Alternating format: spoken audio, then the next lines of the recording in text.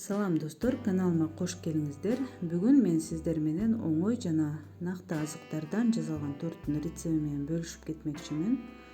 Анткени бул торттогу азыктарды сиздер бардык эле дүкөндөрдөн же болбосо сүт май саткан жерлерден таба аласыздар.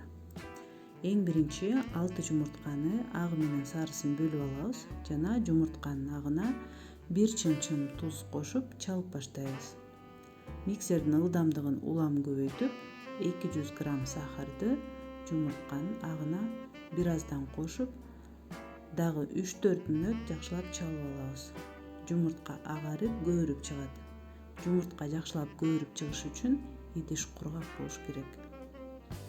Жана ошондой эле жумуртканын сарысына калган 50 грамм кумшекерди салып чалып алабыз. Жумуртканын сарысы да агарып, өлчөмү көбөйүп чыгат.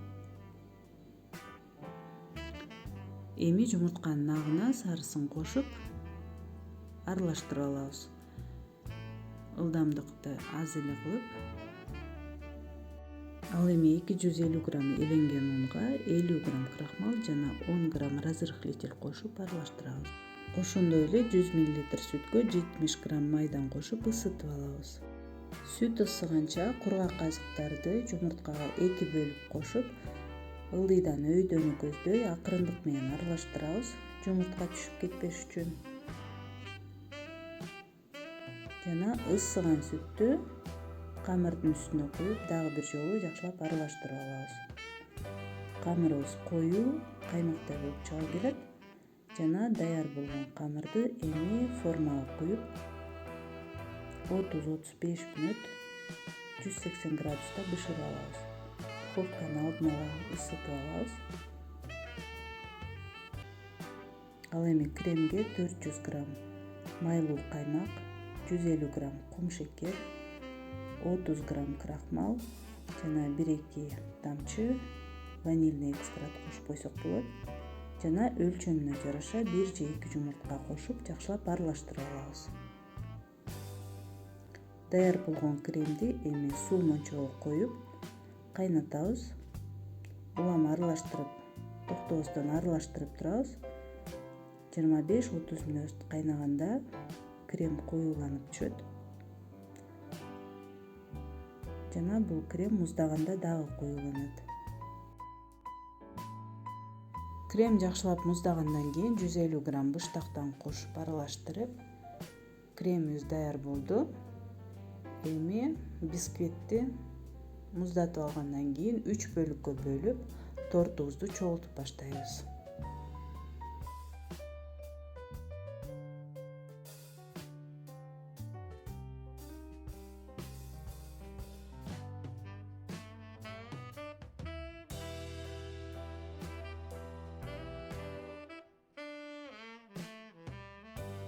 Эгер кааласаңыз, мандаринди данниктеринен жана кабыктарынан тазалап, ортосуна кошуп койсоңуз да болот. Ошондой эле торттун калган бөлүктөрүн да ушундай жол менен чогултуп алабыз. Сөзсүз даяр болгон тортду 2-3 саатка холодильникке коюп, муздаткычка коюп, тыныктырып алыш керек. Ал эми даяр болгон торттун бетин крем менен же болбосо шоколадты эритип, бетине куюп, каалагандай кооздоп койсок болот. Бул жерде 100 грамм шоколадты микроволновка же болбосо суу баняга коюп эритип алабыз. Жана эриген шоколадка 50 грамм ак майдан кошуп ысытып, шоколад менен майды аралаштырып алабыз. Эритилген шоколадты эми торттун бетине куюп, кооздоп баштайбыз.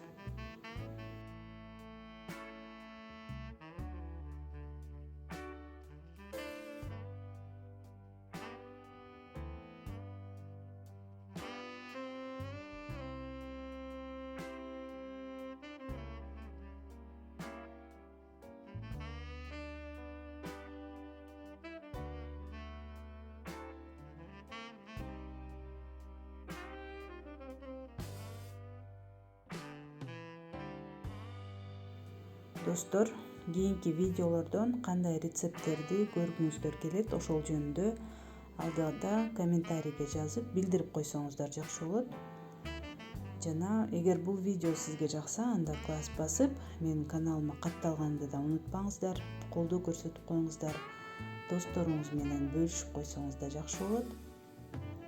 Көргөнүңүздөр үчүн чоң рахмат.